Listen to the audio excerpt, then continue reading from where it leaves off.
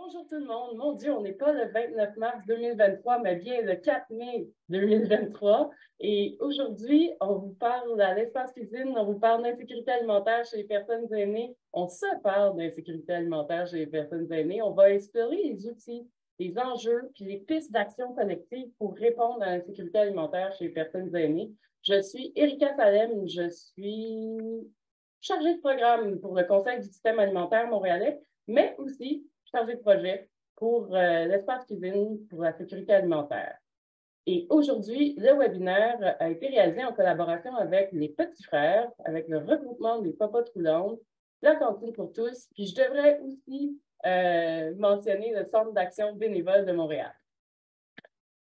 Donc, qu'est-ce que l'espace cuisine pour rappel? L'espace cuisine, c'est un espace qui vise à rassembler toutes les personnes qui travaillent en insécurité alimentaire et en sécurité alimentaire afin de partager les outils, les bonnes pratiques, les leçons apprises qui sont issues des projets qui visent à répondre aux besoins alimentaires des Montréalaises et des Montréalais. Mais il y a beaucoup de gens qui travaillent aussi sur la construction de systèmes alimentaires locaux dans les quartiers. Tous ces gens-là sont invités à participer. On a même de plus en plus des gens qui viennent d'un peu partout au Québec, puis qui agissent dans d'autres régions, puis ils et elles sont les bienvenus parce que souvent les enjeux, les problématiques et les solutions sont très similaires. Donc, j'ai déjà demandé qui avait déjà participé à l'expert cuisine, on va passer. Donc, aujourd'hui, l'espace cuisine, ça vise donc à favoriser un partage de la compréhension des enjeux qui sont liés à la sécurité alimentaire. On veut mettre de l'avant, promouvoir les approches les plus porteuses. On veut comprendre qui fait quoi. À travers l'île de Montréal, mais même au Québec, il y a des approches qui sont vraiment innovantes et intéressantes qu'on peut répliquer, on peut renforcer le maillage entre les actions, on peut s'inspirer, on peut mieux travailler ensemble, on peut comprendre qui fait quoi à Montréal, puis justement, c'est ça, renforcer le travail collectif pour avoir une plus grande sécurité alimentaire avec nos concitoyens. Aujourd'hui, le webinaire vise à renforcer les connaissances sur les particularités de l'insécurité alimentaire chez les personnes aînées, exposer des outils qui ont été développés pour renforcer l'action bénévole auprès des personnes aînées qui vivent de l'insécurité alimentaire. On va mieux saisir les enjeux qui sont vécus par les organismes communautaires montréalais par rapport à la réponse aux besoins alimentaires. Puis, on va réfléchir ensemble, puis ça va être le tout du spectacle. On veut réfléchir ensemble aux actions collectives potentielles pour répondre aux besoins grandissants des personnes aînées. Donc, on a 3 personnes intervenantes aujourd'hui. On a Eve-Marie Richard de la Direction régionale de santé publique, Noémie Brisebois de l'organisme Petits Frères et Karine Robinette du regroupement des Popotes roulantes du Québec. Et sans plus tarder, je vais laisser la parole à Eve-Marie pour qu'elle nous présente les données. Oui, bien, merci Erika. Bonjour à tous, Eve-Marie Richard. Je suis agente de planification, programmation et recherche à la Direction régionale de santé publique de Montréal. Aujourd'hui, en fait, mon rôle, je veux vous présenter un bref portrait de la problématique et aussi quelques données concernant l'insécurité alimentaire, mais aussi la dénutrition, qui est un problème particulier chez les personnes aînées. Donc, le plan de la présentation aujourd'hui, je vais vous présenter quelques définitions juste pour qu'on parte tous sur la même base. Ensuite, je vais vous présenter un portrait de quelques données et on va discuter de certains risques à la santé. Donc, d'abord, on commence avec les définitions pour l'insécurité alimentaire. J'ai mis 2 définitions. D'abord, celle de Santé Canada. Donc, on définit l'insécurité alimentaire comme l'incapacité de se procurer ou de consommer des aliments de qualité en quantité suffisante et de façon socialement acceptable, ou l'incertitude d'être en mesure de le faire. Puis, ils disent que c'est souvent lié à une incapacité financière d'assurer une alimentation adéquate. Donc, on voit que la définition de Santé Canada est assez globale. Et là, je vous ai mis celle de Statistique Canada parce qu'en fait, ça dit comment qu'on mesure l'insécurité alimentaire dans les grandes enquêtes. Et quand on voit des données d'insécurité alimentaire, c'est souvent mesuré selon le manque de revenus, donc un accès incertain ou inadéquat à la nourriture en raison de contraintes financières. Concernant la dénutrition et la malnutrition, là, je vais faire la différence. Donc, la malnutrition, c'est quand on vit un changement dans notre composition corporelle. Donc, chez les personnes aînées, ça se manifeste surtout par une perte de masse musculaire. Puis, on peut vivre ça pour deux raisons différentes. Soit parce qu'on vit une activité inflammatoire, donc par exemple une infection, on a une inflammation, ou parce qu'on ne mange pas suffisamment, donc on a un manque d'apport en protéines et en énergie. Et ça, on appelle ça une dénutrition. Et chez les personnes aînées, la dénutrition, il y a plusieurs causes. Bon, d'abord, un faible appétit. Donc, on sait que quand on vieillit, normalement, notre appétit diminue. Ça peut être aussi causé par des difficultés de mastication, une perte de goût ou d'odorat qui peut arriver là, lorsqu'on vieillit. Une dépression, de l'anxiété, des troubles cognitifs. Ça peut aussi se manifester par des difficultés à préparer les repas, à aller chercher les aliments à l'épicerie à cause des problèmes de mobilité. Quand on a de la difficulté à préparer nos repas ou aller à l'épicerie, bien évidemment, ça peut entraîner un manque d'apport en aliments. Un manque de revenus, évidemment, là, donc une insécurité alimentaire, c'est une cause de dénutrition. Et aussi une solitude, donc le fait de vivre seul, de ne pas avoir d'entourage autour de soi, bien, ça peut entraîner une diminution de la prise d'aliments, donc une perte d'appétit là, chez les personnes aînées. C'est vraiment largement documenté dans la littérature que quand on socialise, ben, on a plus tendance à manger.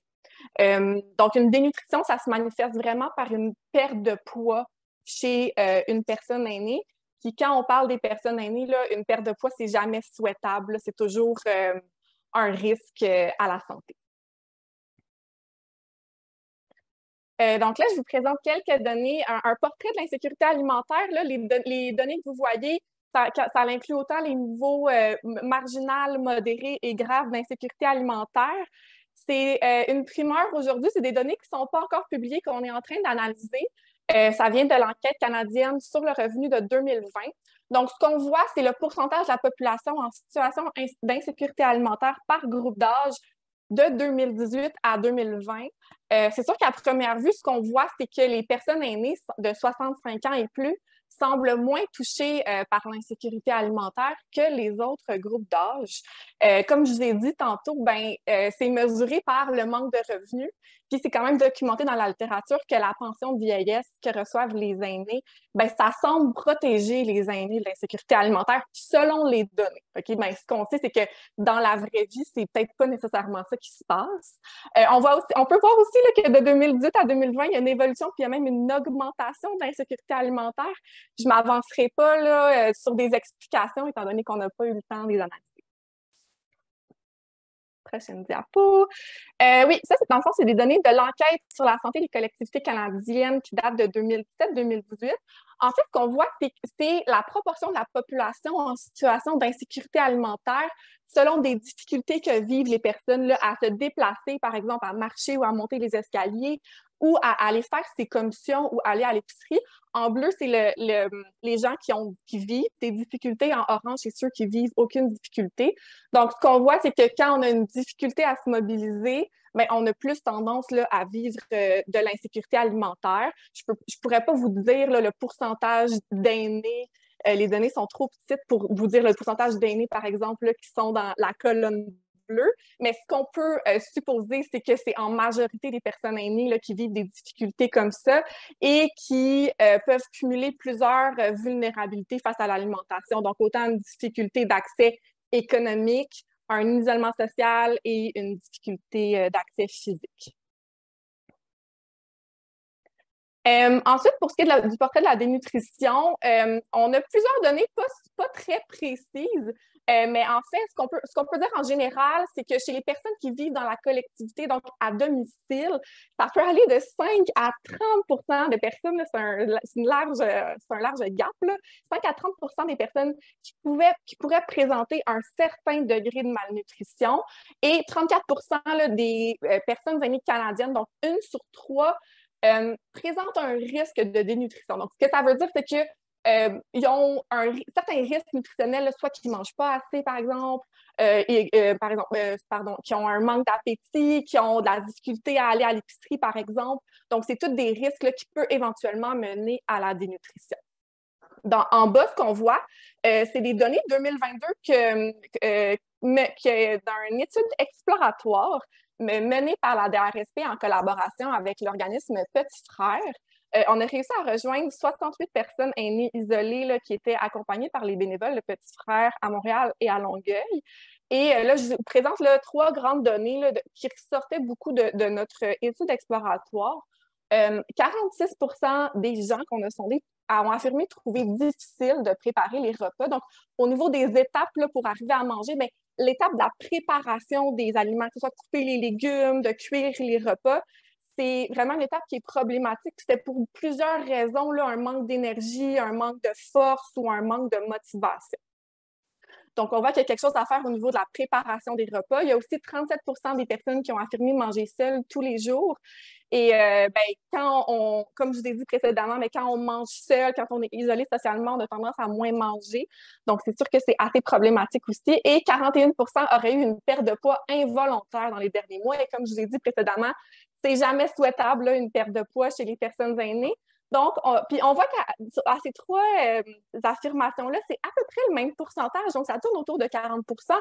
On pourrait supposer que c'est à peu près les mêmes personnes là, qui trouvent difficile de préparer les repas. En plus de ça, ils mangent seuls. Donc, ça occasionne une perte de poids involontaire. Je vous ai aussi mis un autre petit graphique qui provient de cette enquête-là qui pourrait peut-être vous intéresser. On a demandé aux personnes aînées, est-ce que vous fréquentez des restaurants ou des organismes communautaires qui offrent des services de repas? Donc, il y a 34% qui nous ont dit oui, 13% qui ont dit non, j'aime pas ça, 37% qui ont dit non, je peux pas. Et c'est soit à cause des déplacements, parce que c'est trop cher ou parce que la personne est seule. Et 10% qui ont dit non, mais j'y allais avant la pandémie. Donc, ils n'avaient pas repris l'habitude là, de sortir de chez eux pour aller soit dans un organisme communautaire ou fréquenter des restaurants. On sait qu'il y a plusieurs risques à la santé là, pour la personne aînée de vivre la dénutrition et de vivre l'insécurité alimentaire. Au début, ça peut être une fatigue, une perte de force, d'énergie. Ça peut entraîner des risques de chute là, éventuellement quand la dénutrition avance, une perte de mobilité, d'autonomie. Ça peut compliquer des maladies chroniques. Ça augmente aussi le risque d'infection. Donc, on voit que on veut vraiment pas là, qu'une personne aînée ne mange moins. Puis même que je vous ai mis aussi beaucoup de conséquences pour le réseau de la santé. Ça augmente la durée d'hospitalisation, le risque d'hospitalisation et le risque de complications. Donc, pour conclure, en fait, ce que je veux qu'on retienne aujourd'hui, il y a différentes choses, mais entre autres que l'isolement social, ça peut avoir un grand impact sur l'état nutritionnel d'une personne aînée et ultimement sa santé. Il y a aussi plusieurs gestes là, qui peuvent vraiment faire la différence pour aider la personne à combler ses besoins puis à manger suffisamment, que ce soit d'accompagner pour des sorties, par exemple, au restaurant ou dans un organisme communautaire, de partager un repas avec la personne, d'aider à la préparation des repas. On a vu précédemment que la préparation, c'est une étape qui est plus compliquée pour les personnes aînées, de faire des cuisines communautaires, des popotes roulantes. Donc, c'est tous des petits gestes qui peuvent répondre aux besoins différents là, des personnes aînées. Et finalement, je voulais aussi souligner le rôle du réseau communautaire qui est vraiment essentiel là, pour nos personnes aînées. Merci beaucoup. Merci, Eve-Marie, c'est super. Donc, il y a plusieurs références. Tout ça va vous être envoyé, ça va être disponible. Puis, je trouve ça intéressant. Il y a un pont à faire avec la prochaine diapositive, la prochaine présentation qui va être faite par Noémie Brisebois parce qu'on parle de petits gestes. Et les petits gestes sont souvent menés par des bénévoles. Fait que, sans plus tarder, Noémie va nous parler d'outils pour des bénévoles pour avoir une sécurité alimentaire. Oui. Donc, merci Erika, merci Eve-Marie pour ta présentation. C'est intéressant de pouvoir enchaîner avec ça puisqu'on a dû travailler en collaboration pour cette étude exploratoire. Donc, en fait, là, pour vous présenter rapidement les petits frères, en fait, notre mission, donc, c'est de lutter pour contrer l'isolement des personnes âgées de 75 ans et plus partout au Québec en les entourant d'une famille aimante jusqu'au bout de leur vie. Erika le mentionnait, c'est vraiment grâce au dévouement des bénévoles qu'on est capable d'accompagner tous ces aînés à travers le Québec. Donc, ce que je vous propose aujourd'hui, pour le temps qui m'est alloué, donc ça va être une brève présentation de l'organisme. On va aussi regarder la mise en contexte du projet dans lequel les 3 fiches que je vais vous présenter ont pu être produites. Puis enfin, la présentation des fiches qui vous seront également là, acheminées là, dans l'ensemble des documents qu'Erika vous fera parvenir par la suite. Donc, comme je vous le disais tantôt, on est répartis à travers le Québec, donc ça se décline à travers 15 équipes.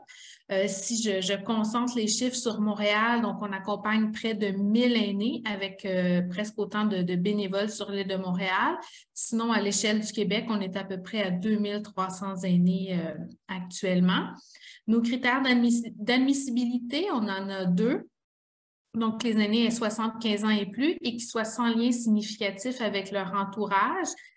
Évidemment, il s'agit d'êtres humains ici. Donc, on a des critères un peu pour baliser, en fait, nos actions, mais évidemment, on peut accompagner des gens qui ont un peu moins de 75 ans et plus, mais qui ont une situation particulière.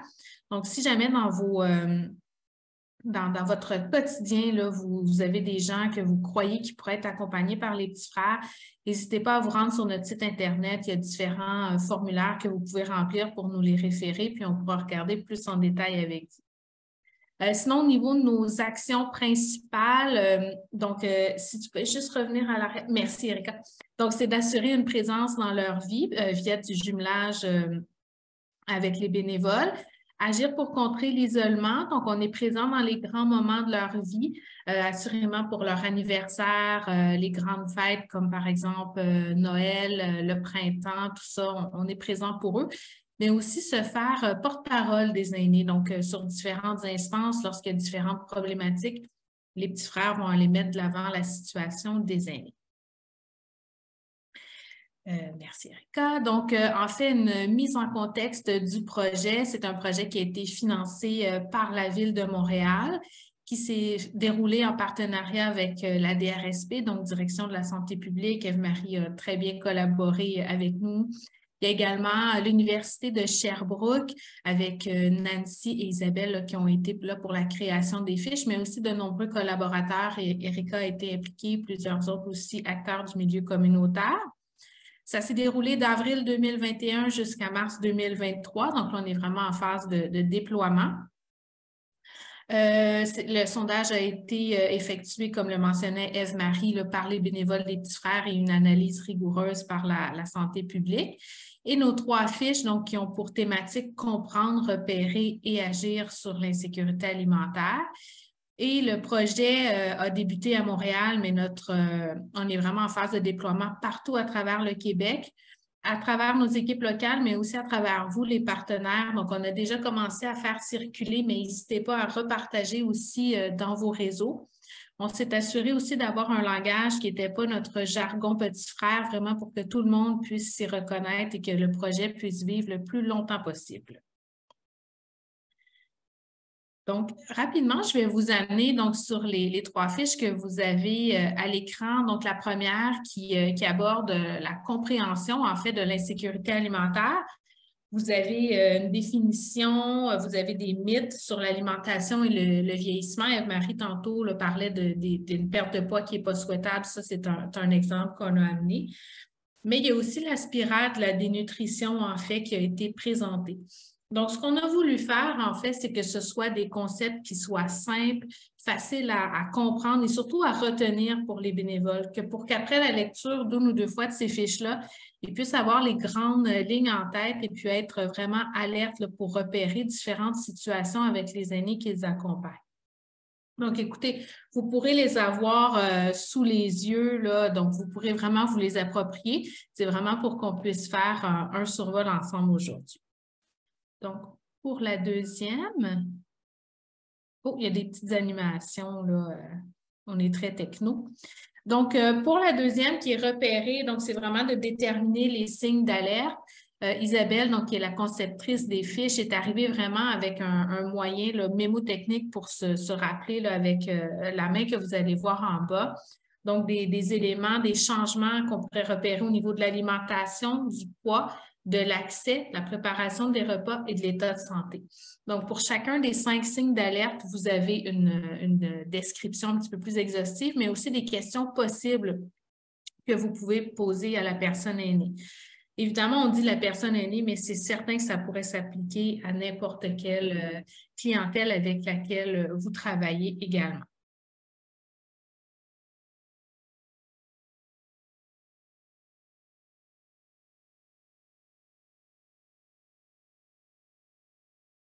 Merci. Et donc, enfin, pour la troisième, donc c'est des pistes vraiment concrètes d'action. On a ciblé 3 éléments. Donc, en fait, d'initier la discussion avec la personne pour essayer de mieux saisir ses besoins, pour ensuite voir comment est-ce qu'on peut soit proposer des ressources pour combler ces besoins-là, ou des fois, c'est en discutant avec la personne qu'elle va arriver elle-même à des pistes de solutions pour elle. Ensuite, on amène les gens aussi à ne pas hésiter à demander de l'aide à une tierce personne. On ne souhaite pas non plus, si on ne se sent pas suffisamment outillé et on ne veut pas non plus se substituer là, au rôle de professionnel de la santé, donc de ne pas hésiter à se tourner vers une tierce personne qui a les capacités d'aider lorsqu'une situation est détectée. Et puis enfin, ben c'est si on se sent apte à le faire, ben d'offrir un certain accompagnement, par exemple, dans la recherche de services communautaires. Donc, on a énuméré aussi différents organismes qu'on peut retrouver à travers toute la province. Donc, on ne voulait pas non plus que les fiches puissent être utilisées uniquement à Montréal. Donc, on a vraiment donné des ressources, mais c'est vraiment un point de départ. Et enfin, ben, un petit rappel là, en cas d'urgence, de ne pas hésiter à faire le 911. Donc, comme vous le voyez, ça se veut très, très facile, convivial. N'hésitez pas, là, je vous ai mis mes coordonnées si jamais vous avez des questions plus spécifiques aussi. Ça me fera plaisir d'y répondre et c'est vraiment un rappel là, de ne pas hésiter à les faire circuler. C'est une des recommandations, en fait, de l'étude exploratoire, qu'on puisse faire circuler vraiment les données, tout ça. Donc, vraiment, les données, les fiches, n'hésitez pas à partager. Merci beaucoup. Super, merci beaucoup, Noémie. On va, à part s'il y avait quelqu'un, j'aime ça aussi déjà, est-ce qu'il y a quelqu'un qui a une petite question au bout de la langue qui aimerait beaucoup poser à Noémie par rapport à ces fiches-là? J'ose demander. Oui, moi. Oui. Oui, ça va, Erika? Oui. Enchantée.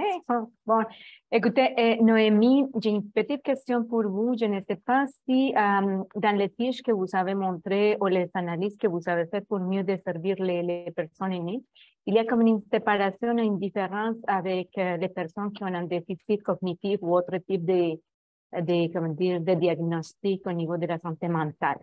Et l'importance de prendre ça en compte quand on desservit, surtout quand on ne veut pas que la personne, comment dire, avance, la dégradation, l'importance de l'alimentation. Merci. Oui, bien, très bonne question, Sandra. En fait, nous, quand l'étude exploratoire a été faite, on a plus ciblé les personnes qui étaient à domicile ou en résidence. C'était un petit peu plus complexe pour les bénévoles, donc des fois d'interagir avec les gens qui avaient un déficit cognitif, par exemple. Donc, pour avoir une étude, l'étude était un petit peu longue, donc on se rendait compte que c'était moins évident pour ces personnes-là. C'est certain qu'on invite quand même à être conscient de certains signaux d'alerte. Par contre, au niveau de l'alimentation en CHSLD, souvent, il y a un encadrement, il y a une prise en charge qui est faite par des nutritionnistes ou des diététistes sur place qui peut vraiment faciliter, en fait, ou pour s'assurer qu'il y ait une alimentation un petit peu plus équilibrée. Ces fiches-là se veulent surtout aidantes, voilà, pour les gens qui sont soit à domicile ou en résidence, qui n'ont peut-être pas cette expertise-là qui gravite autour d'eux. Donc, voilà. Et je voulais juste mentionner, j'ai oublié de le dire tantôt, mais les fiches sont en cours de traduction également. Donc, il y a une version anglaise qui sera disponible prochainement sur notre site web. Donc, n'hésitez pas là, à les consulter si jamais l'anglais est plus facile pour vous ou si vous souhaitez le partager en anglais aussi, ce sera possible. Fantastique. Merci beaucoup, Noémie. S'il y a d'autres questions, on va pouvoir y revenir dans la deuxième partie. N'hésitez pas à les mettre. Il y a des questions déjà qui sont dans le chat, puis vous faites bien, on va pouvoir y revenir. Donc, affichez toutes vos questions dans le chat, puis on y reviendra. Puis on passerait déjà à la troisième présentation du portrait des services de Papa Trouland du Québec par Karine. Oui, merci Erika. Bonjour tout le monde. Karine Robinet du regroupement des Papas Troulantes du Québec. Donc aujourd'hui, je vais vous présenter le portrait provincial des services alimentaires de maintien à domicile qui a été réalisé en 2022. C'était un projet de recherche qui s'est échelonné pendant plusieurs mois, puis c'est arrivé à sa conclusion avec le rapport final en début de 2023. Donc, sans plus tarder, je vais vous le présenter. C'est un portrait, c'est un projet qui a été financé par la Fondation Mirella et Lino Saputo et ça a été mené par Béatrice Godard, qui est chercheuse à l'Université de Montréal. Donc, j'ai des petites difficultés. OK, voilà. Donc, le plan aujourd'hui, on va parler pourquoi on a fait ce projet-là, les différents jalons. On va passer aux recommandations et aux pistes d'action qui ont été énumérées dans une visée de transformation et nous allons conclure par la suite. Je vais passer rapidement avec la présentation. Le rapport complet se trouve sur notre site Internet popote avec un s.org où vous allez pouvoir avoir vraiment plus de détails sur le rapport complet. Donc, le but du portrait, c'était d'interroger les services de Popote roulante, mais pas seulement les services de Popote roulante, les services communautaires et privés qui s'y apparentaient, afin d'avoir une vision large et inclusive. On voulait interroger les synergies, les liens entre les institutions et les organismes communautaires. Et le but ultime, évidemment, c'était de soulever les enjeux, voir les difficultés, les freins qui étaient mentionnés sur le terrain et apporter des pistes de solutions dans une visée de transformation, dans le but de changer les choses et s'améliorer. La première partie du portrait, c'était une recherche documentaire sur les services alimentaires de maintien à domicile des personnes aînées. Donc, ce que la recherche documentaire a permis de voir, c'était que les services alimentaires se divisaient en services offerts directement à domicile, les popotes roulantes, l'aide à la préparation des repas, et les services d'aide alimentaire auxquels les personnes peuvent recourir. On pense aux dîners communautaires, aux cuisines collectives. Tous les services visent la sécurité alimentaire, mais visent plus largement à pallier à la dénutrition, à la perte d'autonomie, à l'isolement et de demeurer à domicile le plus longtemps possible dans la dignité et le respect des choix des personnes aînées. On a vu aussi dans la recherche documentaire que dans les 20 dernières années, il y avait eu pas moins de 17 politiques et plans d'action qui avaient été mis en place pour favoriser le maintien à domicile. Mais ultimement, ce qu'on voit, c'est que les programmes gouvernementaux ne suffisent pas. Ça ne suffit pas pour permettre de répondre aux besoins des organismes et par la bande aux besoins des personnes aînées qui souhaitent demeurer à domicile. Donc, la conséquence de ça, c'est que les organismes doivent se tourner vers le secteur philanthropique, vers le bénévolat d'individus, restreindre les critères d'accessibilité. Donc, on se questionne à ce moment-là sur l'impact des politiques sur les organismes, comme j'ai mentionné, mais ultimement sur les personnes qui sont dans le besoin. Et les personnes dans le besoin, les personnes qui ont besoin de ces services-là, ça n'arrête pas d'augmenter avec le vieillissement de la population. Puis, on l'a vu là, dans les dernières années, la hausse de demande qui est phénoménale. Toujours dans la recherche documentaire, on a vu dans la littérature qu'il y a plusieurs études qui ont mentionné des stratégies. Optimiser le réseau d'approvisionnement, développer des collaborations intersectorielles. Mais ultimement, ce qu'on a vu, c'est que l'offre ne suffit pas à répondre à la demande. Et depuis la pandémie, cette situation-là est exacerbée. Donc, suite à cette recherche documentaire-là, on a vraiment voulu prendre, je dirais, une photo, vraiment cartographier l'écosystème alimentaire des services de maintien à domicile. Et on l'a fait en 2 étapes avec un sondage, la partie quantitative, et avec des groupes de discussion, des focus groups, la partie un petit peu plus qualitative. Ce qu'on a pu voir avec le sondage qui a été effectué à l'été 2022 auprès de 452 organismes offrant des services alimentaires, on voit que la popote roulante, c'est quand même le service auquel qui est le plus demandé auprès des personnes aînées, suivi des dépannages et des dîners communautaires. Ce qui est aussi intéressant, c'est qu'il y a 2 fois plus de bénévoles, si vous regardez le tableau, que de personnes salariées. Puis il y a quand même 123 562 personnes aînées qui ont bénéficié de ces services alimentaires au moment où on a fait le sondage. Dans le sondage, on demandait c'était quoi les critères d'admissibilité, l'âge, et pour la majorité des organismes, on parle de 65 ans et plus. Il y en a quelques-uns, c'est 70, 60, mais la majorité, c'est 65 ans et plus. Évidemment, d'autres critères, la perte d'autonomie physique, les conditions de santé, le référencement d'un professionnel, la perte d'autonomie cognitive, et vraiment à plus petite échelle, le niveau de revenu, dans une moindre mesure, vraiment. Il y a aussi les gens, les organismes dans le sondage ont aussi parlé des freins, des problématiques, des défis qu'ils rencontrent au quotidien dans leur pratique. Sans surprise, ce qui revient le plus, et tout organisme confondu, c'est l'augmentation du coût des aliments et de l'essence. On parle aussi de l'augmentation de la clientèle, soit la hausse de la demande, le manque de financement, la pénurie de bénévoles. On voit que ça touche peut-être moins de certains secteurs comme l'aide à la préparation des repas, où est-ce que là, on se fait plus sur des salariés. Mais la pénurie de salariés touche aussi les organismes. Le manque de visibilité a aussi été nommé. Le manque d'outils de gestion et le manque de formation, encore une fois, dans une moindre mesure aussi. Des solutions ont été envisagées, ont été nommées par les organismes. Évidemment, augmenter le recrutement d'employés et de bénévoles, augmenter la visibilité. On a parlé de développer l'autofinancement, peut-être des guignolés, style guignoler des popotes ou quelque chose comme ça, développer des partenariats, organiser des collectes de fonds, soumettre des subventions de recrutement, réorganiser le travail et mutualiser les services. Donc, je vous les ai vraiment nommés dans l'ordre qui était mentionné, de la solution la plus souvent nommée à celle qui était la moins nommée. Cette première partie là, dont on vient de parler, c'était vraiment la partie du sondage. Maintenant, il y avait aussi les focus group, les groupes de discussion qui se sont déroulés dans 8 régions du Québec. Ces groupes de discussion-là, c'était avec des acteurs vraiment qui œuvraient en sécurité alimentaire, qui comprenaient bien les enjeux, puis qui voulaient discuter de solutions, des pistes de solutions, des réflexions à apporter. Ils ont mentionné dans le courant de ces groupes de discussion-là les difficultés vécues et à travers les 8 groupes, c'est ça qui revenait le plus. Là. Puis vraiment, toutes régions confondues. Parce que, évidemment, comme j'ai mentionné au début, c'est un portrait provincial. On parle de toute la province, mais ça se ressemble énormément d'une région à l'autre. On a la hausse du coût de la vie, le manque de main-d'œuvre dans les services dédiés aux personnes aînées, ce qui augmente les risques de sous-alimentation, de malnutrition et exacerbe leur vulnérabilité.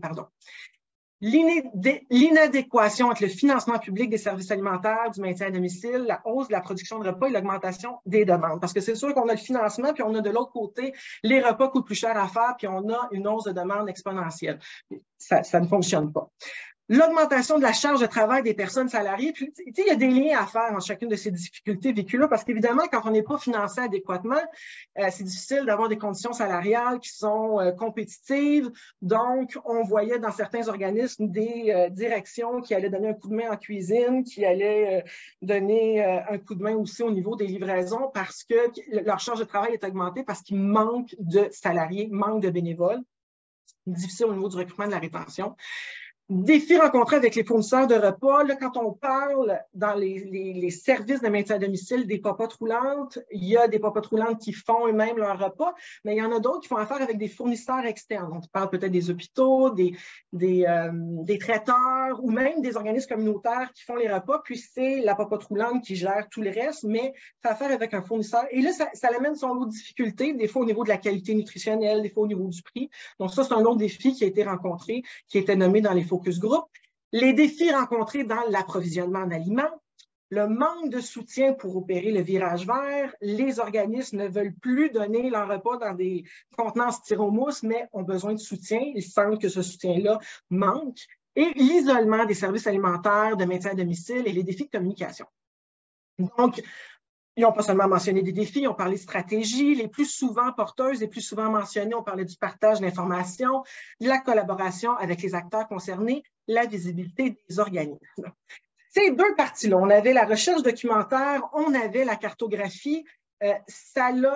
Béatrice Godard, la chercheuse dont je vous parlais, elle s'est penchée et elle a émis 6 recommandations et 17 pistes d'action suite à ces deux jalons du portrait que je vais vous énumérer là. Si vous voulez plus de détails, encore une fois, le rapport, les détails vraiment beaucoup plus. On va passer sur les grandes lignes. Je vais vous dire c'est quoi la recommandation, puis je vais vous donner des exemples de façon de mettre en branle ces recommandations.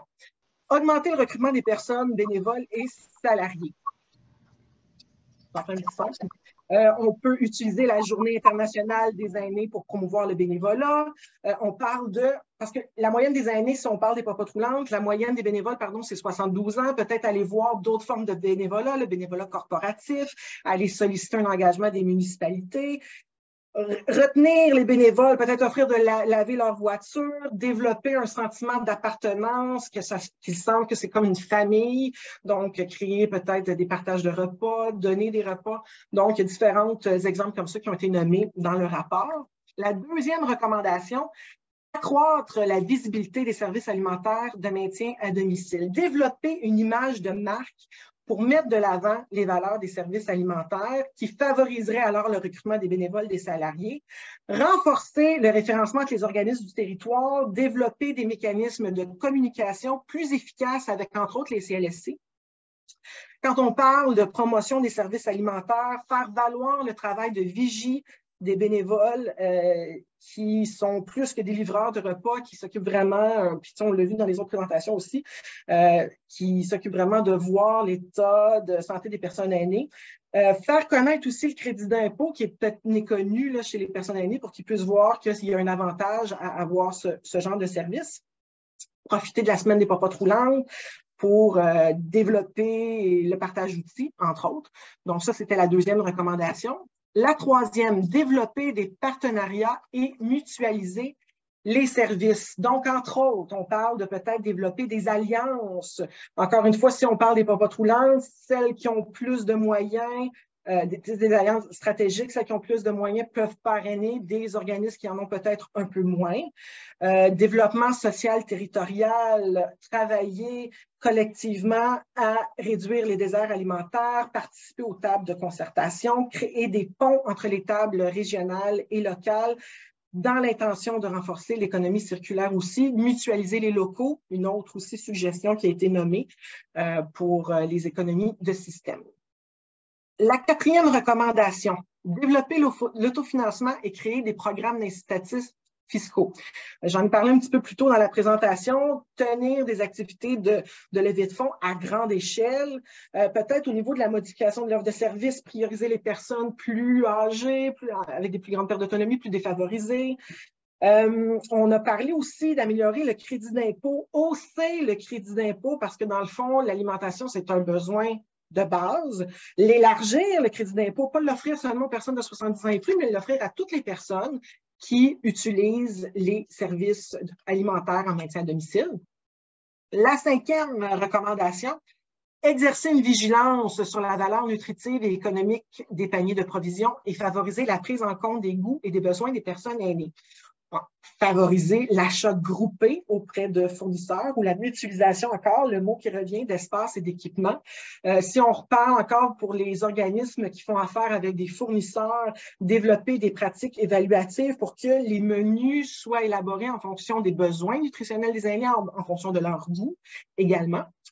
Et finalement, la dernière recommandation, mettre en place des pratiques éco-responsables. Donc, encore une fois, on parle d'achat groupé, mais là, favoriser l'achat groupé de contenants écologiques, favoriser le développement de mesures incitatives qui encouragent l'achat et l'entretien de contenants réutilisables. Et pourquoi pas, entre autres, demander au MRC de contribuer dans l'achat de voitures électriques pour effectuer des livraisons, puis effectuer des économies. Donc, encore une fois, pour plus de détails, moi, je vous ai mentionné des exemples de pistes d'action avec mais si vous en voulez encore plus, il y en a encore plus dans le rapport complet. Donc, en conclusion, autant dans la littérature que sur le terrain, ce qu'on a pu voir dans ce portrait-là, c'est que les services alimentaires de maintien à domicile sont essentiels. Ils apportent plusieurs bénéfices sociaux, sanitaires et économiques. C'est souvent le premier service, quand une personne est en perte d'autonomie, c'est le premier service auquel elle va avoir recours. Et il ne faut pas oublier que ça répond non seulement à des besoins physiques, c'est pas seulement pour la santé physique à quel point les services alimentaires sont bénéfiques, mais aussi pour la santé mentale, pour contrer la solitude, l'isolement et aussi, parce que j'ai beaucoup parlé des popotes roulantes, mais les autres organismes comme les dîners communautaires et les cuisines collectives, ça permet aussi aux personnes aînées de tisser des liens avec la communauté et de participer à la vie sociale. Donc, je vous remercie beaucoup. Je vous encourage encore une fois à regarder, aller voir le portrait sur notre site Internet, le portrait complet. Un immense merci tout le monde. Karine, cette présentation était phénoménale. Merci d'avoir présenté tout ça. Bien sûr, c'était rapide. Tu as réussi à y aller quasiment trop vite, certainement, mais étant donné qu'on le sait, toute l'information est disponible dans le document, là, le portrait est disponible. Donc, on invite tout le monde. C'était pour vraiment faire un tour rapide puis nourrir un peu la discussion dans les éléments de base. Mais félicitations pour ce travail fantastique de portrait, puis d'avoir en plus d'avoir présenté plus rapidement. On va sans plus tarder passer, on reviendra pour les questions, les commentaires, parce que ça va être vraiment la discussion qui va suivre, qui va être super intéressante. Est-ce que vous voyez bien mon écran avec le chantier? Oui, je vois des taquillages fantastiques. Donc, j'inviterai maintenant Thibault à nous parler brièvement de quelque chose qui se passe au Québec et qui est très inspirant par rapport à la discussion qui va suivre, peut-être. Ben, merci Erika. Oui, ça a l'air un petit peu hors sujet comme ça. Mais en fait, c'est un peu connecté, vous allez voir. Moi, je m'appelle Thibault, je travaille à la Cantine pour tous. La Cantine pour tous, très rapidement, c'est un regroupement d'organismes en sécurité alimentaire, un regroupement donc québécois. Et c'est des organismes qui ont tous pour vocation d'offrir des repas sains et abordables, soit aux enfants de leur communauté, soit aux aînés. Et puis, passer la diapo, Erika. Je vais juste parler de la question des enfants très, très brièvement, parce que peut-être on se posait la question de savoir s'il n'y a pas des sources d'inspiration sur la manière d'aborder un petit peu la question qui pourrait fonctionner ou être adaptée aux enjeux alimentaires des aînés. Les enfants, il y a des enjeux qui sont similaires. Hein. On l'a vu dans la présentation de la DRSP au début. Il y a encore des enfants qui vivent en situation d'insécurité alimentaire au Québec. Il y a beaucoup d'enjeux de saine alimentation auprès des enfants. Et puis, les groupes qui interviennent auprès des enfants réclament à peu près tous la même chose depuis quelques temps. C'est que le Canada ou le Québec se dotent d'un programme universel d'alimentation scolaire pour que, au moins à l'école, il puisse y avoir un filet de sécurité où les enfants peuvent avoir accès à un ou plusieurs repas sains et abordables chaque jour.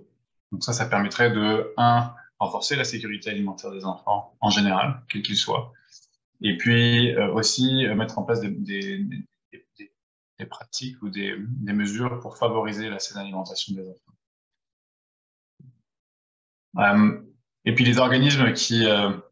c'est un peu bugué la présentation, mais les organismes qui interviennent en alimentation scolaire ont décidé il y a quelques temps de se regrouper à l'intérieur d'une forme de collectif pour dire, et si on travaillait pour développer une vision commune de ce que ça pourrait être ce programme universel d'alimentation scolaire dans les écoles, et que nous, on puisse s'entendre sur ce que ce serait, ce que c'est notre vision, et la proposer. Donc, ce serait la proposition et la vision de la société civile, et la proposer au gouvernement du Canada et surtout du Québec, là, pour qu'il puisse mettre en place son programme d'alimentation universelle dans les écoles.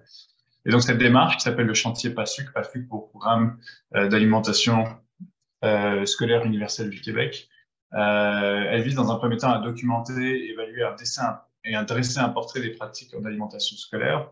Mais l'objectif, c'est vraiment de pouvoir formuler une vision, une recommandation au gouvernement du Québec en espérant, on va dire, que si la société civile arrive à se mettre d'accord sur une vision commune, ça augmentera nos chances de pouvoir avoir un programme qui sera d'abord, qui pourra intégrer, on va dire, les différentes solutions qui existent pour l'alimentation scolaire. Donc, on parle de petit déjeuner, de collation, de dîner, de littératie alimentaire, qui sont des composantes qui sont portées par différents acteurs, mais qui ensemble forment ce que nous, on espère comme étant la solution intégrée la plus efficace pour les enjeux de sécurité alimentaire et de saine alimentation dans les écoles, et qui sera orientée autour de certains axes. Je ne vais pas revenir là-dessus, parce qu'on n'a pas le temps, mais axes qui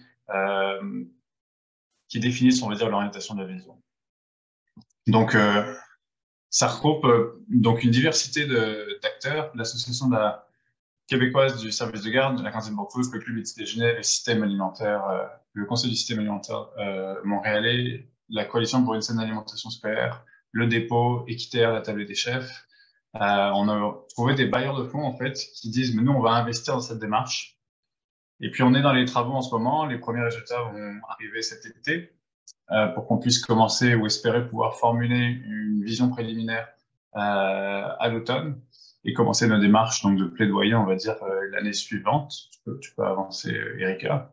La question, juste pour synthétiser, la question qu'on s'est posée avec Erika et d'autres personnes qui sont assises autour de la table ici, c'était, oui, il a été mentionné que peut-être parfois de travailler ensemble serait plus efficace pour trouver des solutions. Il y a différents enjeux d'insécurité alimentaire pour les aînés. Il y a différentes solutions qui existent à Montréal et dans la province. Est-ce que si on réfléchissait à intégrer ces solutions-là et avoir une vision commune, est-ce que ça permettrait de faciliter les chances qu'on puisse avoir un grand programme ou un meilleur financement ou un financement plus adapté ou des solutions plus adaptées ou une meilleure, on va dire, une meilleure offre une meilleure adéquation entre l'offre et la demande, ou plutôt entre la demande et l'offre sur un territoire comme Montréal ou dans la province? C'est la question qu'on se pose.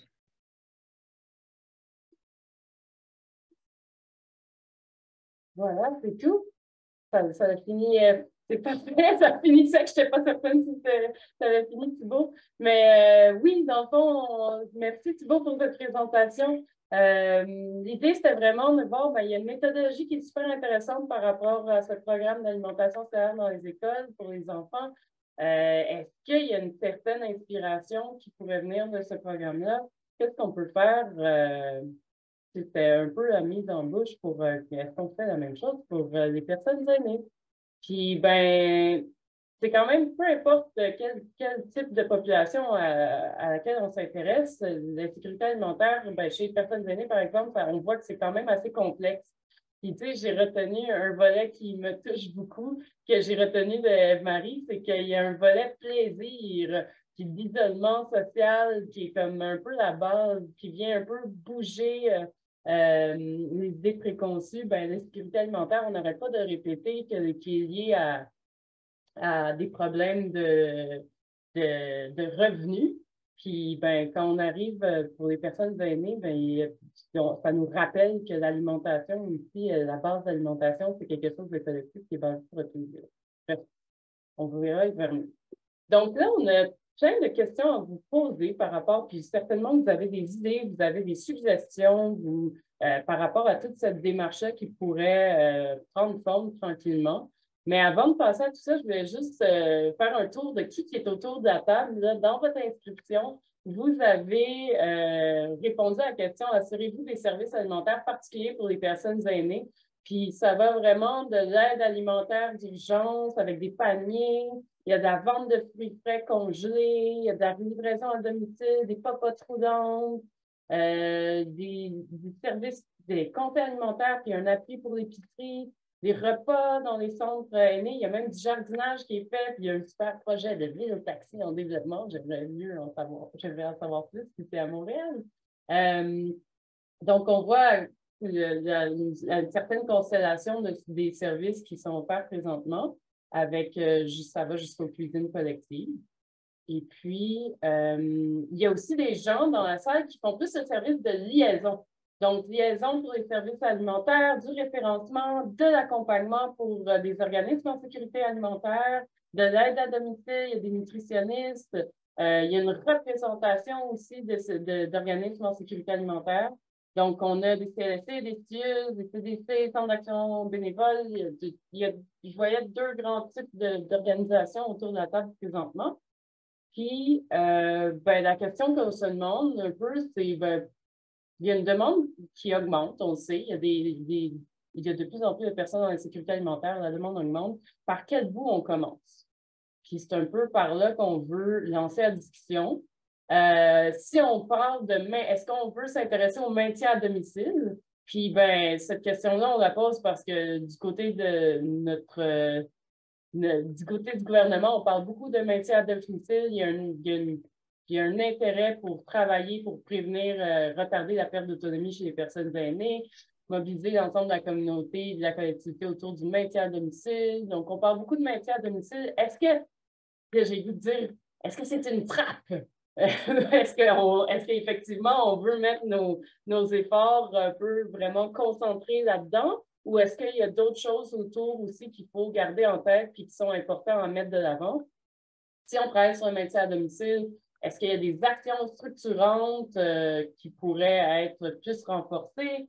Mais il y a aussi le volet de pérennité des actions. Comment on fait pour que les services offerts soient pérennes?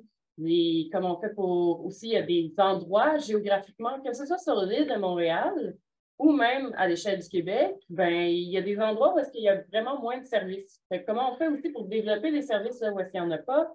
Puis est-ce que, tu sais, on a parlé, Karine a beaucoup parlé d'arrimage puis de mutualisation. Moi, ça m'a interpellée quand on parlait de mutualisation, notamment de véhicules électriques, parce qu'on le fait déjà dans certaines autres, les services d'insécurité alimentaire, services de sécurité alimentaire s'intéressent beaucoup à la mutualisation des transports, notamment, mais aussi des infrastructures en général. Donc, est-ce qu'il y a des arrimages à développer? Fait que, bon, je ne vais pas te passer tout de suite à la conclusion. En fait, je vais arrêter de partager mon écran. Puis, je vais vous mettre dans le chat, là, je vous invite, je ne sais pas s'il y a des gens qui ont la main, qui veulent lever la main pour prendre la parole, puis on peut revenir aussi si vous avez des questions par rapport aux présentations, mais je lancerai un peu le bal par rapport peut-être au maintien à domicile, ou est-ce qu'il y a des gens dans la salle qui voient des angles morts par rapport à toute cette conversation, puis on veut vous entendre. Donc, n'hésitez pas à lever la main si vous avez quelque chose en tête par rapport à tout ça. Mais sinon, je peux vous mettre dans le chat. J'ai monté de façon très rapide, mais je sais qu'il y a 67 personnes dans la salle présentement. Fait que j'ai aussi mis un Jamboard à votre disposition. S'il y a des gens qui se sentaient plus à l'aise d'écrire, il y aura beaucoup, parce qu'il y a des gens qui veulent moins s'exprimer, mais qui veulent plus écrire dans la vie. Ben, j'ai mis des exemples de questions. Il y a 4 diapositives dans le Jamboard que vous pouvez aller à gauche et à droite puis voir les questions, mais sentez-vous bien à l'aise de juste écrire vos réactions là-dedans, puis qu'est-ce que vous pensez qui est un élément par lequel on peut commencer, ou sur lequel il faudrait tabler, des éléments prioritaires. Donc, vous pouvez mettre dans le Jamboard, il y a des post-it. Donc, utilisez des post-it. Par exemple, j'en ai mis un là. Je vois qu'il y a 12 personnes. Mais sinon, dans la salle, est-ce qu'il y a des gens qui seraient intéressés à lever la main, ou même parmi les personnes représentées? Mon Dieu, cette salle est bouche bée.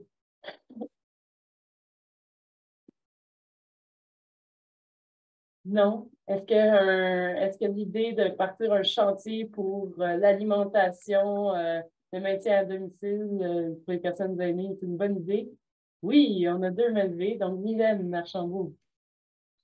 Oui, bonjour, vous m'entendez bien? Oui. Dites-moi si je me trompe, mais j'ai vu une annonce passer de Sonia Bélanger de 7-8 millions de dollars pour les... c'est-tu pour les pop-up ou les CAB? Est-ce que ça va aider là, le service en alimentation auprès des aînés? Effectivement, je vais prendre la parole, Erika, si ça ne dérange pas. Donc, effectivement, c'est 10,4 millions qui est annoncé hier par Mme Bélanger pour les popotes roulantes. Les modalités restent encore à définir, là, comment ça va être distribué, comment, au niveau de la pérennité, au niveau, ça reste tout à définir, mais c'est 10,4 millions cette année au service de popotes roulantes. Oui, je veux dire, Karine, comment tu vois ça? Est-ce que 10 millions pour l'échelle du Québec, ça me semble suffisant? À quoi? Est-ce que, je ne sais pas, j'ose te mettre un peu sur la sellette par rapport à cette enveloppe-là, je m'excuse. Bien, écoute, c'est sûr que je serais mal placée de chialer sur le montant parce que c'est exactement le montant que le regroupement avait revendiqué. Avec comment on l'avait calculé, c'était avec les 4,18 millions de repas qui ont été faits l'an passé par les popotes roulantes, on revendiquait une augmentation de 2,50 par repas. L'enjeu ici, et c'est là que le travail n'est pas terminé, oui, ils nous accordent 10,4 millions, mais l'enjeu, c'est vraiment que ce soit récurrent. Parce que donner 10,4 millions cette année, même si les popotes ont 10,4 millions cette année, c'est pas ça qui, si tu l'as juste cette année, tu ne vas pas engager quelqu'un de plus. Tu sais, c'est la stabilité des équipes qui est un des grands enjeux aussi. Donc, là, c'est ce que ils m'ont dit que la volonté que ce soit récurrent, mais je n'ai pas de confirmation que ce sera. Fait que nous, il faut travailler pour que ce soit, parce que sinon, je dirais que ça va être une aide c'est une aide puis une reconnaissance qui était, là j'ai juste le mot en anglais, là, mais overdue, là, ça faisait longtemps qu'on l'attendait et qu'on la voulait, mais il faut absolument que ce soit récurrent. C'est vraiment le prochain cheval de bataille. Il faut que ce soit confirmé que c'est récurrent. Excellent. Bien, félicitations, hein, parce que vous avez fait quand même un grand travail pour arriver à ça. Puis il y a encore du travail à faire, mais c'est déjà une très bonne nouvelle. On a Mathieu Morin, du Pas de la rue. Bonjour. Merci beaucoup pour la présentation. C'était vraiment super intéressant. Nous, le Pas de la rue, on vient en aide aux personnes aînées de 50, personnes de 55 ans et plus, ce sont itinérantes de grande précarité. Donc, on est pile poil dans le sujet. Il y a des chiffres qui m'ont beaucoup interpellé au début de la présentation, qui est ce qu'on vit ici. Donc, 46% des personnes contactées disent vivre des difficultés pour préparer les repas. Donc, ça, c'est là est toute la problématique un peu. Il y a beaucoup de problématiques, on s'entend, mais ça, je trouve ça vraiment. Nous, on offre des repas. Ici, là, on a des logements subventionnés qui sont adjacents à notre centre de jour, mais aussi on offre nos services aux personnes de l'extérieur, mais on offre des repas déjeuner, dîner gratuits dans nos heures de service. Mais ensuite, on n'est pas là, puis on sait que nous, c'est un grand enjeu, l'accès à la précarité alimentaire. C'est aussi savoir faire des repas. Donc, je pense que dans une solution structurante, puis un peu, pas juste donner des aliments, pas juste donner des repas préparés, mais aussi amener la connaissance, amener l'équipement pour que les gens puissent devenir plus autonomes par rapport à ça. Il y a aussi le fait, là, on parlait du financement. Nous, désolé, mon auditeur. Le Pas de la rue, on fait partie avec d'autres organismes du quartier Centre-Sud de la table Cigale, dont j'en reconnais certains membres ici.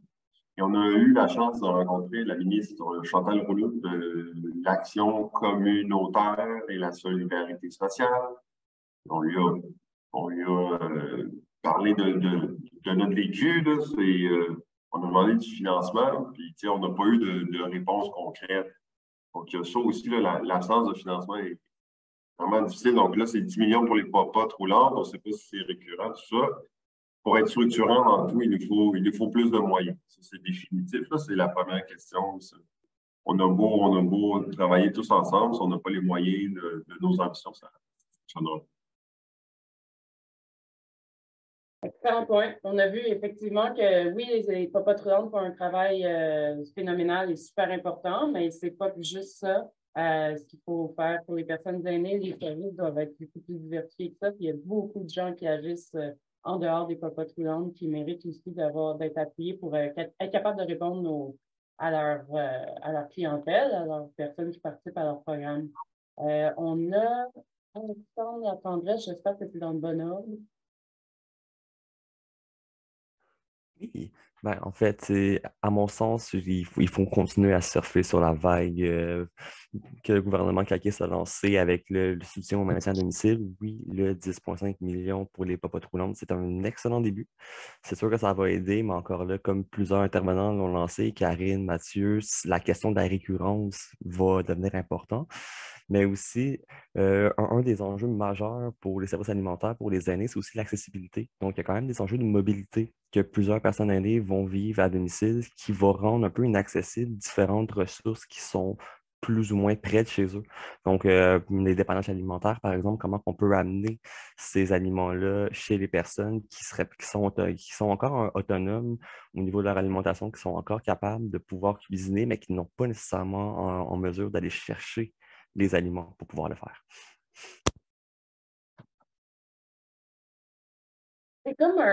C'est difficile, hein, parce que d'un côté, on veut offrir des repas, puis il y a quelqu'un qui m'a mentionné hier, tu sais, Erika, avant, il y avait beaucoup plus de repas chauds qui étaient offerts aux gens, je ne sais pas plus, mais en tout cas, il y avait un intérêt plus important vers les repas chauds, puis là, tranquillement, on a une tendance vers des repas congelés. Fait que là, on me disait qu'il y avait comme une baisse de qualité, puis les gens trouvaient ça moins fun. Fait que Là, on parle d'enjeux de mobilité. On veut continuer à livrer des repas. C'est bien livrer des repas, mais la personne, si elle n'est pas entourée, elle n'a pas la notion de plaisir. Fait que c'est plein d'enjeux complexes, mais je pense qu'il ne faut pas se perdre devant cette complexité, mais rester vigilant là, par rapport à ces limites-là que chaque réponse a devant l'intersectionnalité de l'enjeu. Je ne sais pas si vous avez dit. On a Myriam. Oui, bonjour. Moi, je suis organisatrice communautaire en CLSC en soutien au développement des communautés, entre autres au niveau des aînés et aussi en sécurité alimentaire dans une petite localité. Je trouve super intéressant les présentations qu'il y a eu aujourd'hui. Je pense que c'est intéressant de faire des zooms sur certaines populations vulnérables et encore plus dans un contexte de vieillissement. Parce que, comme on le voyait dans le tableau qui nous a été présenté par la santé publique, on voit bien clairement qu'en termes de nombre, en termes d'impact, selon quand on parle d'insécurité alimentaire, les tout petits, les enfants sont vraiment, il faut les regarder de proche parce que c'est un enjeu important chez eux. Mais les aînés, c'est très différent.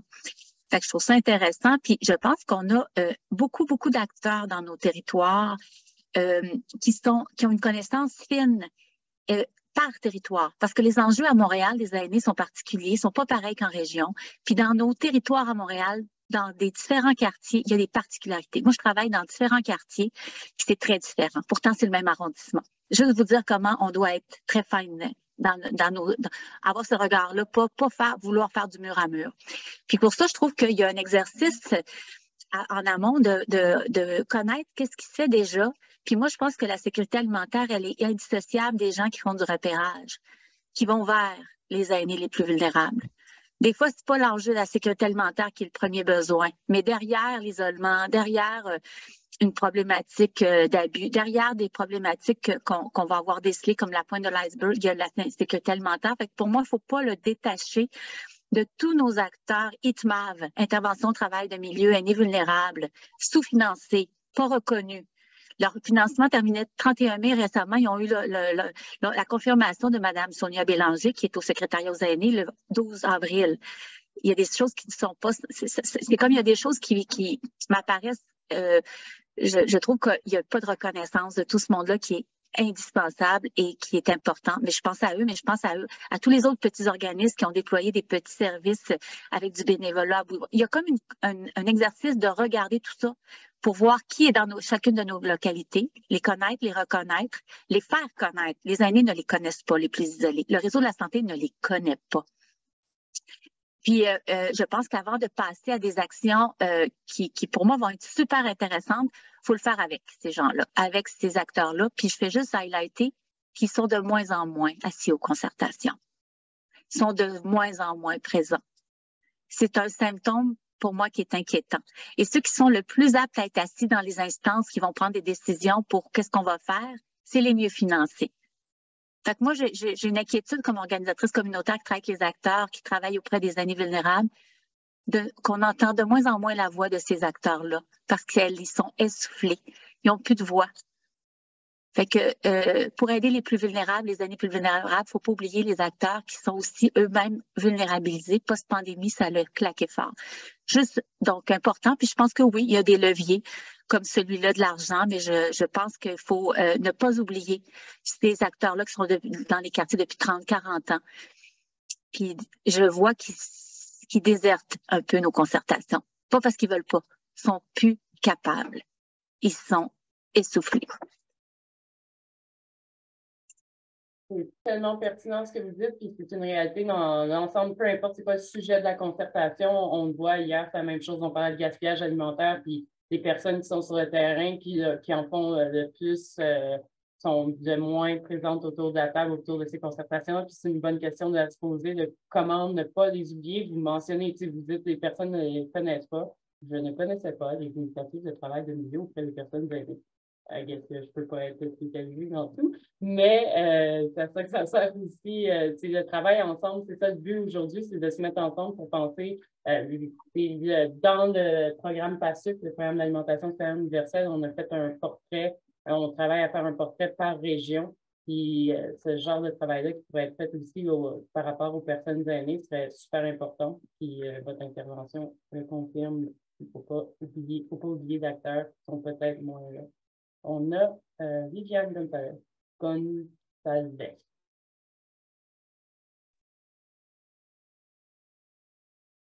On ne vous entend pas, malheureusement. Non, c'est pas plus parce que votre micro était loin. Il y a vraiment un problème de input de micro. Il va falloir peut-être voir vos options de micro. Pas gêné de donner la parole à Lia pendant que vous vous tentez de résoudre le problème. J'espère que vous allez y arriver. Lia. Oui, merci beaucoup pour les présentations. Mon commentaire va aussi un peu dans le sens de Myriam.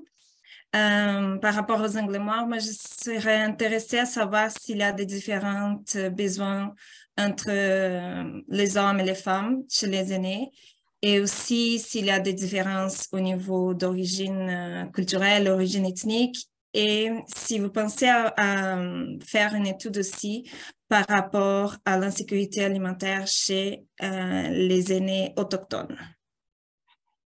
C'est ça. Merci.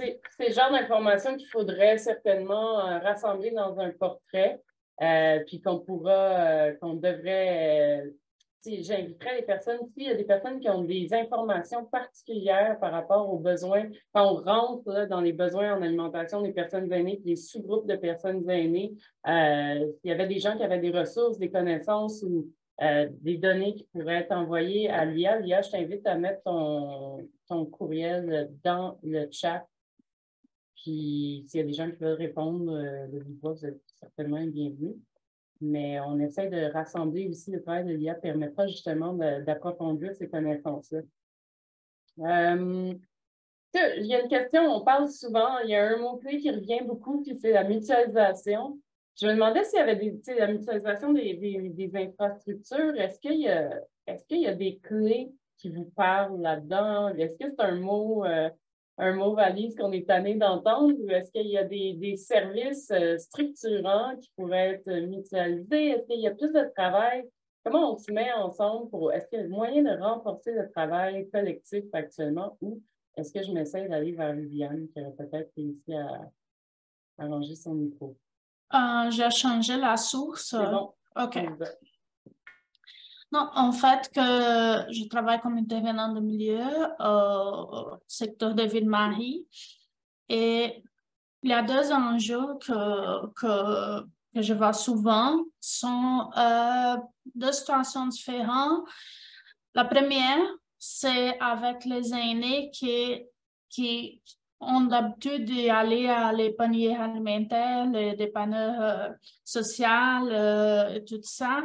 Normalement, ce qui arrive, c'est que souvent, la plupart des options qu'ils ont ne sont pas des produits frais. La plupart, c'est des produits ultra-processés et tout ça. Et on sait que dans l'épicerie, les prix pour les légumes, les fruits et tout ça, c'est tellement cher. Et donc, il y a beaucoup de monde qui n'ont pas d'accès à ce type de produits-là. Et maintenant, j'essaie avec plusieurs paniers alimentaires tels que l'UFA et les fermes l'UFA et tout ça pour avoir la possibilité d'avoir une livraison de ce type de produits pour les aînés du secteur. On ne sait pas si ça va arriver à quelque chose, mais de toute façon, je voudrais savoir si parmi vous, il y a quelqu'un qui sait de quelques ressources qui a ces focus là dans les produits plus frais parce que ça cause des problèmes, les diabétiques, tous les gens avec des problèmes de transit intestinal et tout ça. On sait que c'est une réalité, principalement avec les gens qui ont des problèmes de mobilité. Donc, oui, c'est quelque chose que je m'essaye avec, mais je n'ai pas beaucoup de succès pour l'instant. Donc, si vous l'avez quelques-uns, quelques idées ou quelque chose que vous savez, je suis là. L'autre chose, c'est aussi par rapport à ce qu'il y avait dit, que c'est la question de la communauté ethnoculturelle. Je travaille beaucoup proche à tout ça et ce qu'on voit, c'est que beaucoup de monde ils perdent l'intérêt pour la nourriture aussi parce que quand ils avaient comme l'accès à les produits qu'ils ont l'habitude de manger, tout était correct, mais après, avec l'âge, c'est pas possible d'y aller comme des endroits plus loin pour aller chercher des produits plus spécifiques et tout ça. Et beaucoup de gens de ces communautés-là, ils manquent les goûts de manger parce que c'est pas une nourriture qu'ils ont un lien affectif avec. Donc, ça arrive souvent et pour ça, je n'ai pas de solution pour l'instant. Mais c'est quelque chose que touche beaucoup de monde que je travaille. Donc, ouais, c'est ça.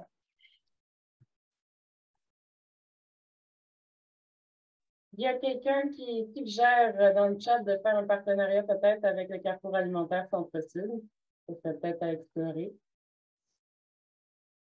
Donc, au niveau des arrimages, je vous ai posé la question, puis il y a quand même des suggestions dans le Jamboard. Donc, il y a quelqu'un qui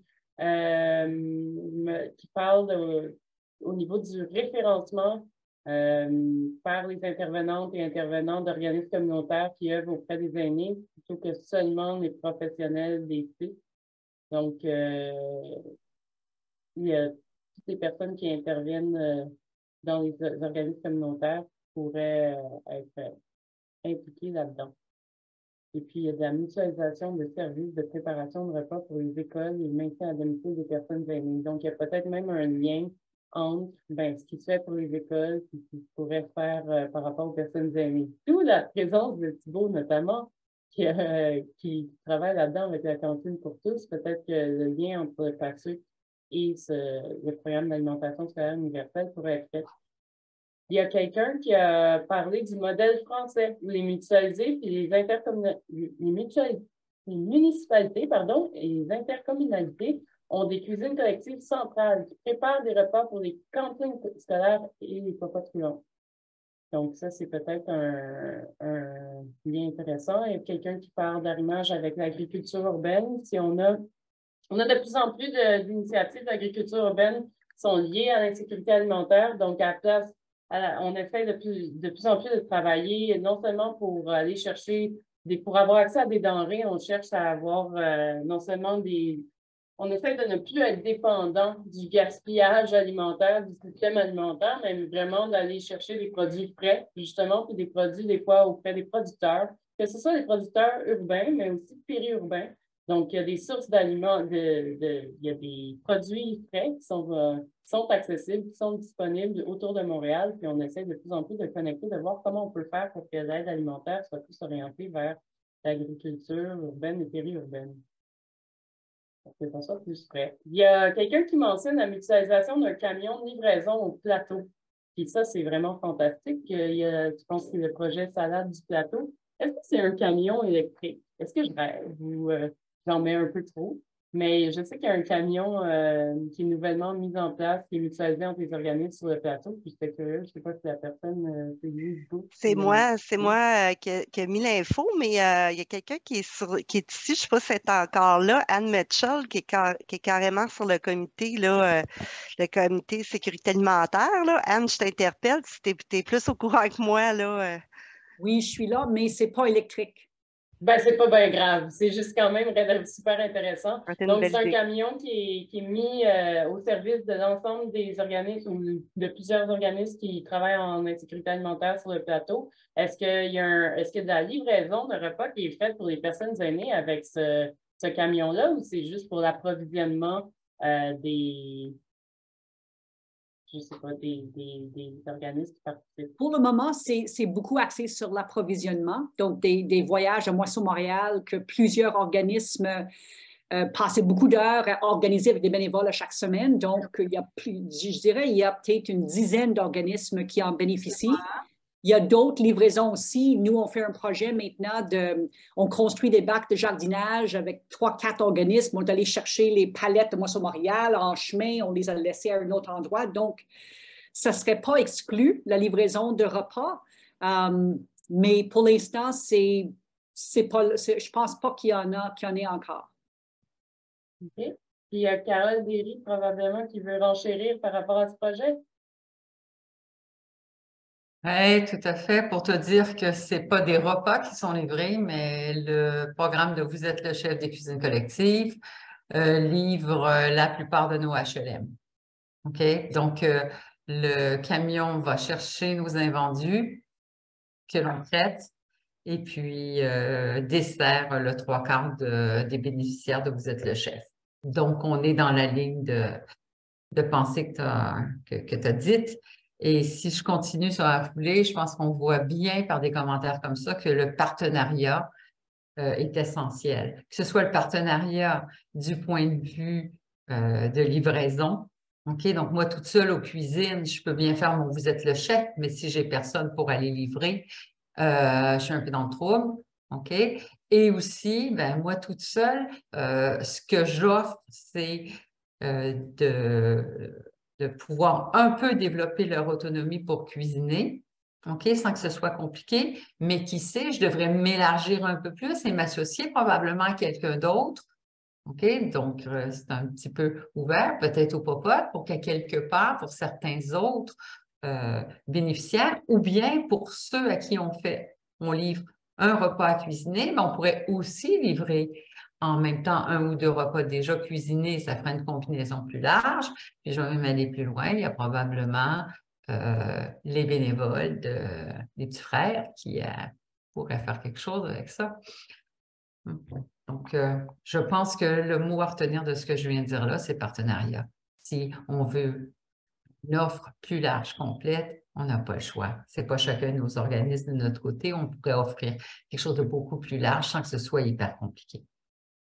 Les partenariats sont souvent développés, comme vous le démontrez bien dans le plateau, c'est très localisé. Il y a quand même une force à avoir un quartier, justement, qui travaille ensemble, puis les ressources d'un quartier qui se mettent ensemble pour aller chercher les infrastructures, les services. Des fois, ça va être au niveau de quartier, des fois dans l'arrondissement, mais quand on voit les partenariats se développer, c'est de plus en plus, il y a quelque chose de territorialisé qui est important à prendre en compte. Et un partenariat qui fonctionne pourrait après ça être très facilement exportable, OK, dans un autre arrondissement, que ce soit, par exemple, si on prend l'exemple du dépôt avec leur programme Boîte à lunch, OK, qui a commencé il y a X nombre d'années avec des formes de partenariat, est aujourd'hui dans 6 arrondissements. OK? Alors, c'est quoi l'idée de réinventer la roue tout le temps? Peut-être qu'un partenariat qui fonctionne complet auprès des aînés pourrait après ça être exporté. Merci. Complètement. Puis on va aller à Sylvie avant d'aller retourner dans le chat. Oui, moi aussi, je travaille sur le plateau, donc je suis membre du projet Salade, mais pas pour le volet transport.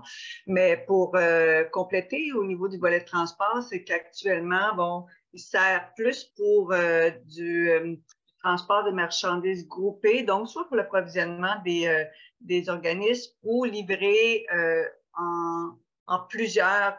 Je pense aussi, on a des paniers de fruits et légumes à prix subventionné pour des aînés. Donc, on n'arrive pas avec ce système-là. On trouve que c'est aussi au niveau énergie fossile, là, trop énergivore de livrer individuellement aux aînés. C'est un service qu'on aurait beaucoup aimé développer, mais ça ne se fera pas. On ne pense pas que ça va se faire avec un système de camions comme ça, qui consomme de l'essence.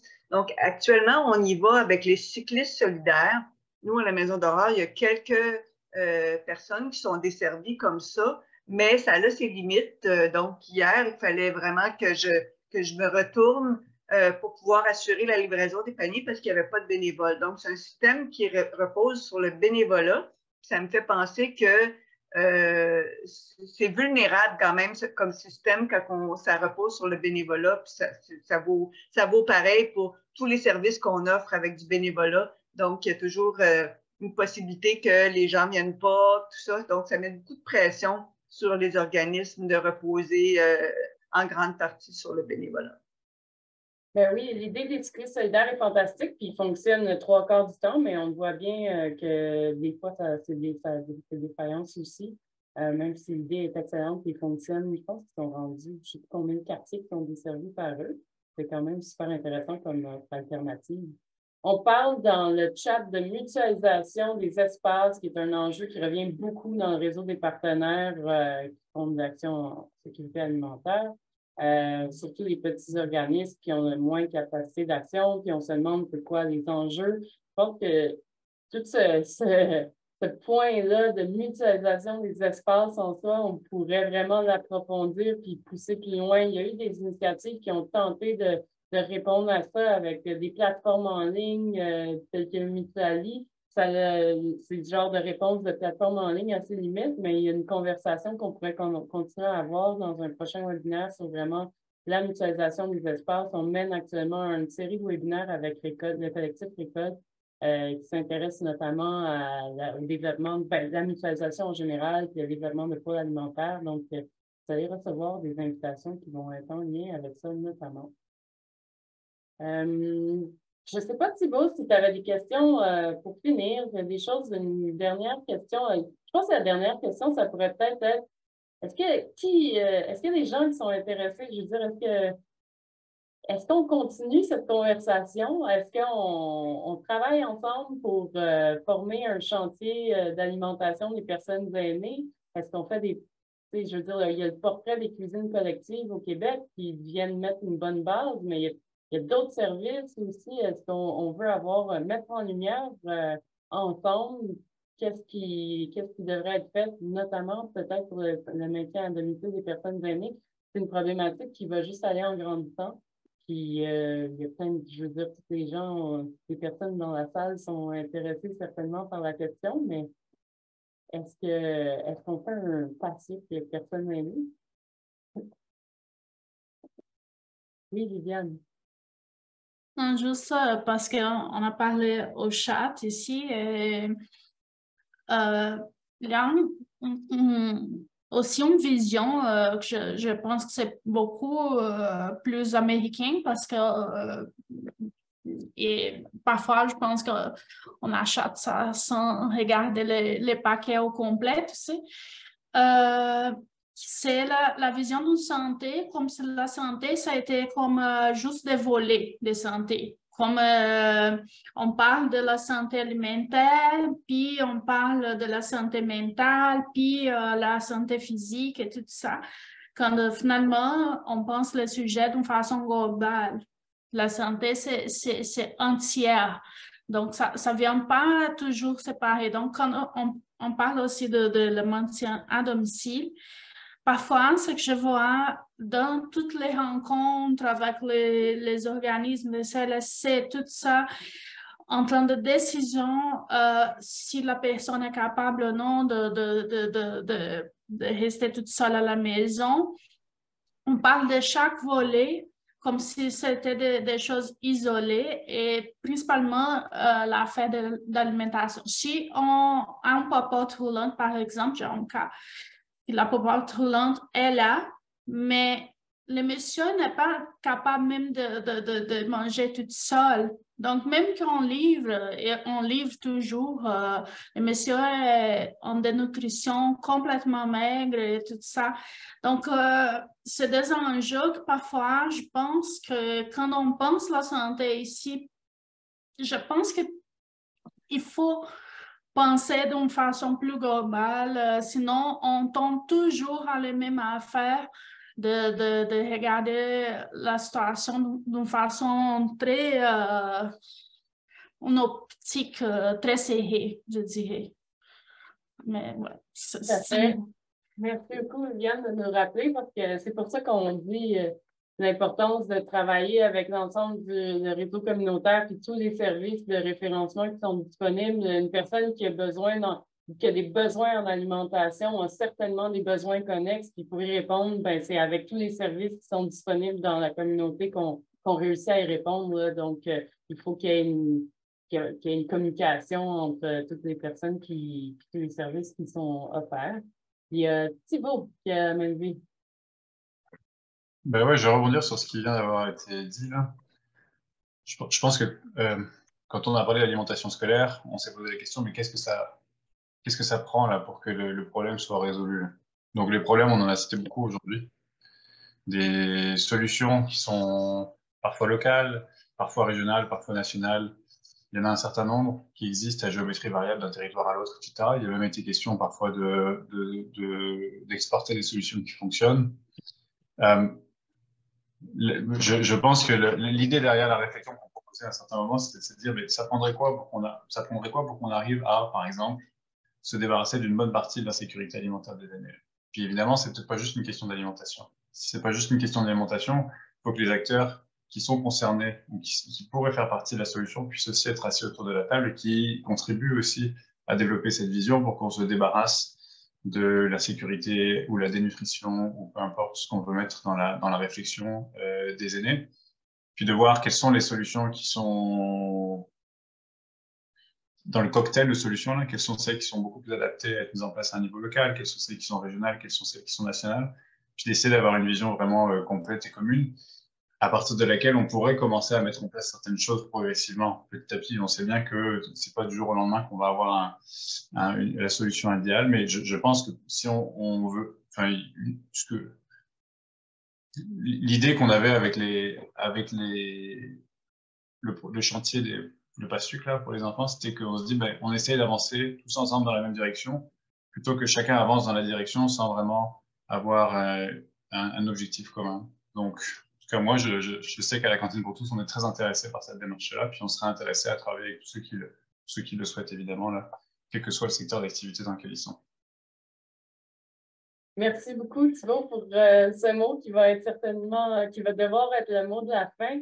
Mais ça va être vraiment un plaisir de collaborer avec vous pour poursuivre la conversation. C'est un premier webinaire pour un peu vous rassembler tout le monde, puis vous exposer les données, puis voir qu'est-ce que vous pensez de tout ça. On va tenter avec certainement la cantine et d'autres acteurs autour de la table des popotes roulantes, la santé publique, les petits frères, puis toutes les personnes qui voudront bien se joindre dans la conversation.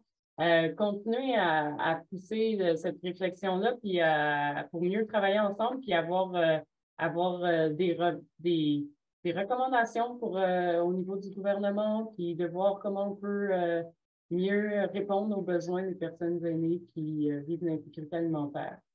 Donc, voilà, pour les personnes c'est la première fois qu'ils venaient à l'Espace Cuisine, je vous remercie pour votre intérêt. Vous allez être ajoutés à la liste d'envoi de l'Espace Cuisine. Puis si ça ne vous intéresse pas, vous n'allez pas recevoir d'autres invitations, vous simplement me faire signe. Mais suite à ce webinaire, je vais vous envoyer l'enregistrement, le document de présentation, les liens qui ont été mentionnés. Je vais essayer de colliger un peu toute l'information qui a été dite dans une fiche, un peu le résumé.